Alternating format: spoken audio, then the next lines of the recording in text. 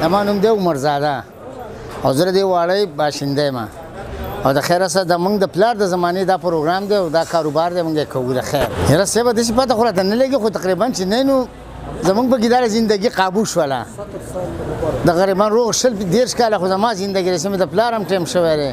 او دغه خپل کاروبار ښه په مزه کوو دا چې موږ سهار وتړو مونځ وکړو که نه وتړو دا تقریبا د 12 بجو پورې موږ ګرځوو د 12 بجو پورې سهار چې مونځ وکړو د 12 بجو پورې بیا ګرځي بیا غوای دمه کوو او خپل کاروبار د قوم کوو څوک تیل لري څوک کله لري څوک شړشم راوړي دغه پروګرام وسه کوو دا خو صاحبه په دغه د موسم چې ورسېږي شړشم د هړ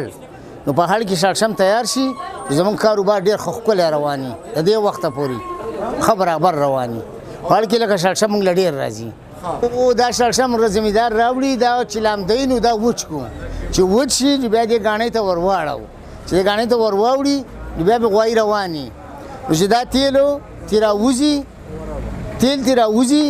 او بیا په دغه اور باندې ګرمیږي هغه بیا واپس ګاڼې ته ور راوړي او تیارېږي نو چې کومه کار کمپلیټ شي تیلو نو هاتې بیا موږ لرګو نور شړشم ور واړو چې څه نمونه پخلی پکې کې زه ذموار تیله ښه ښکلې بوتاوه ورته کوم چې چوټېږم او ښه برابر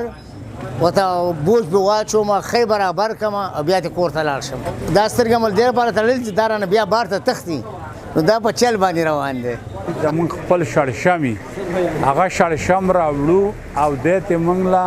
چې دله مزدوري ورکو نو دې ته تیل هم راکړي نو تیل هم صفای او کال ته راکړي هم صفای ماشین ته چې ویسو نو په ماشین کې د دنه تیل ډیر راکوي خو کال بیکار دی دا لکه د لاسو کار دی غوایي نو دا هر څه ښه صفا دي طاقت ورکوي شوده کوي